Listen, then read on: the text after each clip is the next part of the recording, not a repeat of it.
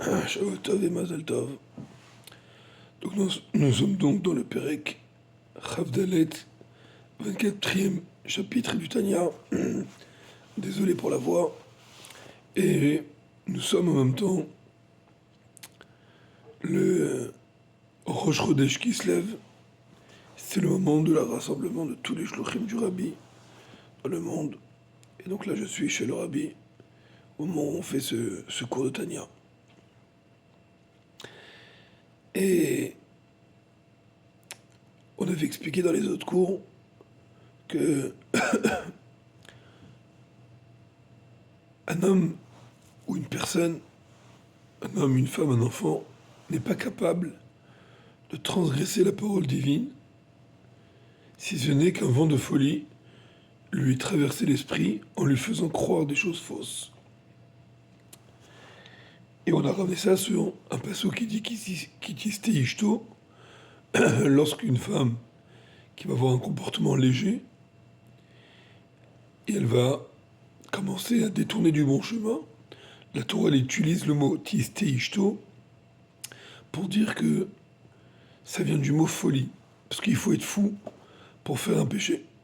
Parce qu'en vérité, tout le monde aspire à vivre, et croire que commettre un péché me permet de vivre, ou encore pire, de mieux vivre, c'est juste une folie. Et donc on a dit qu'en vérité, si ce n'était que le vent de folie, elle n'aurait jamais fait d'Avera. Juste, on va bien sûr penser à nos frères en Eretz Israël et dans le monde entier pour emmener la Géoula Shlema. Aujourd'hui, c'est un jour de Géoula, un jour de délivrance, et c'est un mois de délivrance, et que ce soit immédiatement la grande délivrance avec le Rabbi à notre tête, le Rabbi Melech HaMashiach, qu'on puisse aller avec lui à Yerushalayim et à Kodesh. Et donc il dit, nous sommes donc Velo li paraîtra veshalom merduto, de ne pas se séparer, ce qu'à Dieu ne plaise, de l'unicité, si ce n'était que le vent de folie. Afilu notli nefsha, et même si on lui avait ôté, enlevé sa vie, c'est-à-dire que bien que ce soit une personne qui n'est pas forte mentalement, une personne qui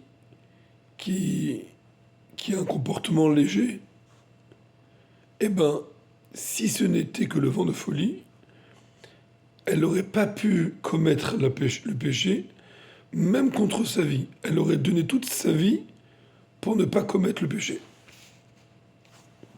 Mimena de elle, la avor avodah shalom, pour transgresser l'idolâtrie ou tout travaux, toute chose qui n'est pas dans l'esprit divin, ve'afilu be'ishtachava levada, et même si ce n'est que le fait de s'incliner et de se prosterner, même ça, elle n'aurait jamais transgressé. Ça veut dire que même si dans son cœur, dans son cerveau, elle accepte de dire que et c'est Dieu et qu'il n'y a rien d'autre, et c'est juste pour faire plaisir à mon ennemi, ou bien pour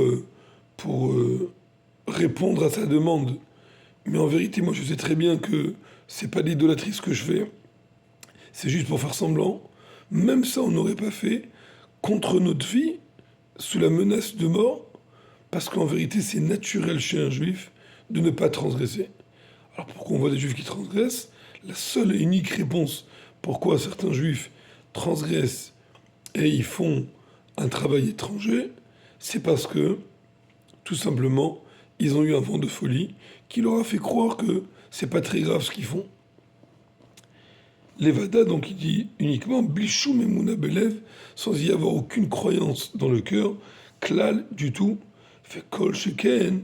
Alors si déjà, naturellement, on aurait été capable de se laisser abattre, de se laisser tuer, pour ne pas commettre un péché tel que l'idolâtrie ou bien n'importe quel péché, alors à plus forte raison, l'Ichbosh Yetzer, Vetahavat Aniouf, Shemisurim Kalimimena, Mimita Hachem Ishmerenu.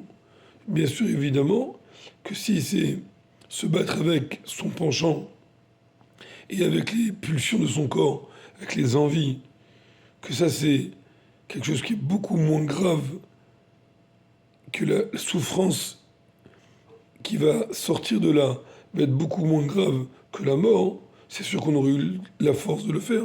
Si on est capable de se jeter au feu pour ne pas transgresser l'interdit, évidemment qu'on est capable de prendre un coup de bâton pour ne pas commettre un interdit. Va et fraîche.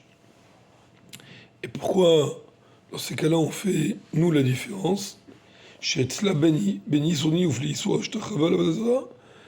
entre cette femme qui va commettre un péché d'immoralité et cette personne qui va commettre le péché ou qui va pas commettre le péché de l'idolâtrie, ou gamken rouarche tout.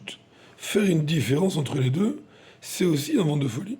Si quelqu'un il banalise, on dit, bon mais c'est pas grave, qu'est-ce que j'ai fait? J'ai pas dit que Dieu n'existe pas, j'ai pas nié l'existence de Dieu, j'ai uniquement fait quelque chose que bon c'est un comportement léger, c'est pas méchant ce que je viens de faire, parce que cette femme elle a été regardée un autre homme, ou elle a été jouée avec lui. Ça même de faire ces différences, c'est un vent de folie. Des clipas à la béchette, les nefesh et le kit, c'est un vent de folie de l'écorce qui s'investit dans le nefesh et le kit, dans l'âme divine, hatprinat chorma sheba, jusqu'au niveau de chorma, qui veut dire la sagesse, qui veut dire le potentiel de réflexion, qui est en vérité le plus haut des niveaux, le plus élevé de tous les niveaux. Velo ad bichlal, et non pas avec la chorma. Pourquoi pas avec la chorma? Pourquoi on peut remonter, on peut abîmer jusqu'au niveau de chorma, mais sans englober le chorma, mipne hor Hashem amelobash be chorma keniskalel, parce que dans le chorma, il y a la sagesse divine, il y a la lumière divine, qui est dans chorma, et dans ces cas-là, là-bas, on n'y arrivera pas à faire autrement le péché. Pourquoi? Parce que quand c'est clair, quand on est éclairé par la chose, on voit clairement les choses, alors on sait qu'il y a la lumière divine, et si on sait qu'il y a la lumière divine, même le vent de folie ne peut pas nous toucher, ne peut pas nous avoir, parce que tout est éclairé. C'est quoi le vent de folie? C'est quand on est obscurisé par la chose, et on a l'impression que la vérité, elle est là, mais on sait très bien que ce n'est que de la folie, parce qu'on n'est pas éclairé. Quand on parle de Chorma, ou dans Chorma, et la lumière divine, elle est éclairée, donc je vois, j'ai la clairvoyance. Si j'ai la clairvoyance, je ressens Dieu. Si je ressens Dieu, impossible de commettre aucune avéra. C'est pour ça qu'en vérité, le péché peut monter jusqu'à Chorma, mais pas dans Chorma. On va s'arrêter là pour aujourd'hui, c'est un petit cours. Et on reprendra, si Dieu veut, prochain cours, Aval Behem et la Amito.